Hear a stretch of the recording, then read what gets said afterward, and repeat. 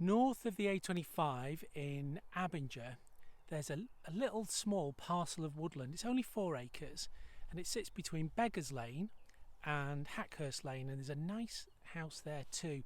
The wood used to be owned by quite a notable author, now belongs to the National Trust. Why don't we go and take a closer look?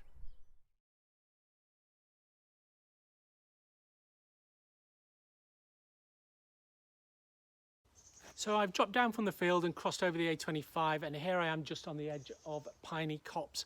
Piney Copse was owned by E.M. Forster, the novelist. He lived in West Hackhurst, the house just behind where I'm filming now.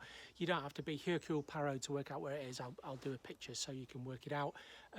He lived there between 1925, 1945-ish with his mum. The house had originally been designed by his dad, who was an architect, for his aunt.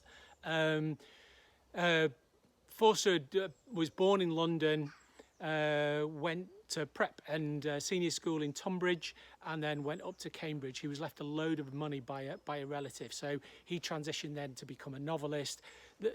You know, out of his canon of work, the ones that you'd know about would be Howard's End, Room with a View, and then Passage to India.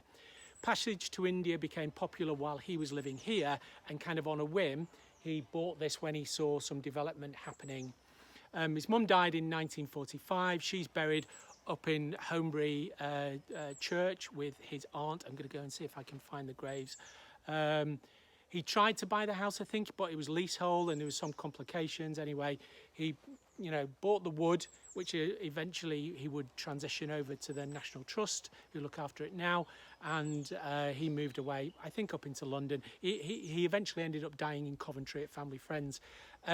I'm not a huge fan of his books, but I know that a lot of people are. If you've not tried them, it's all about class, society values, racism, the empire, that kind of thing. If you like Downton and if you like The Crown, they might appeal to you. The film adaptations done by Merchant Ivory in the 80s and 90s are worth going to look for, and there's a cracker done by David Lean. He did A Passage to India.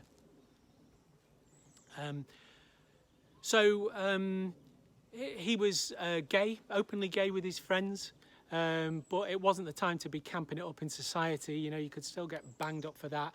He had a number of interesting relationships. One of them was with a younger Indian guy who he was the tutor for, and I think some of those themes came out in A Passage to India. He was active in society while he lived here in Abinger, and I don't actually think it's changed all that much. It's still pretty rural, and there's still this kind of landowner thing going on even round here. He knew Ralph Vaughan Williams of Lark Ascending fame, always popular at funerals, who lived over at Leith Hill. We've done Leith Hill before, so and it was easy enough to get up to town. The Gomshall train station's only 5 minutes that way, through the wood and behind the field, so he could go up there. So anyway, yeah, give the films a go first before you get tucked into the books. He died in 1970, and Dorking Museum is doing kind of a celebration of him. They would have done it last year, but shit happens, there was quite a lot going on last year, so they're doing it this year. So if you are passing through Dorking and you're a fan of Forster's, go and have a look.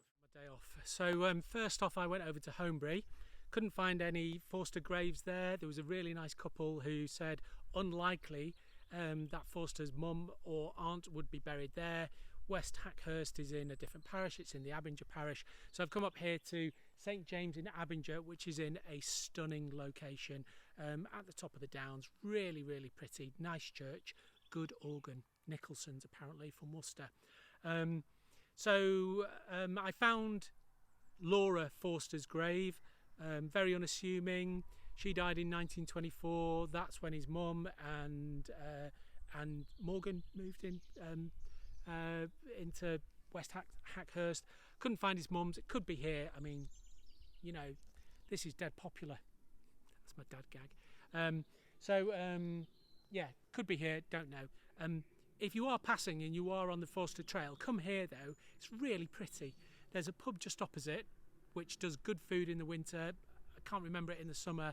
And in the middle of summer, perhaps in May, they do this kind of medieval pageant thing in the green next door, which is fun and games. People dress up. It's quite boozy. It's good entertainment. Anyway, so that's it with regards to Forster. He might tick the box for you, doesn't particularly do it for me, but interesting character nonetheless. You know, it's kind of good literature. I hope that you like this little Surrey Hills short. I'm going to do a few more of these. Any particular things that you want me to go and look at, do let me know. If I've messed up any of Forster's life, or it's incomplete or inaccurate in any way, let me know in the comments down below. With that, take care, have a super day. Bye.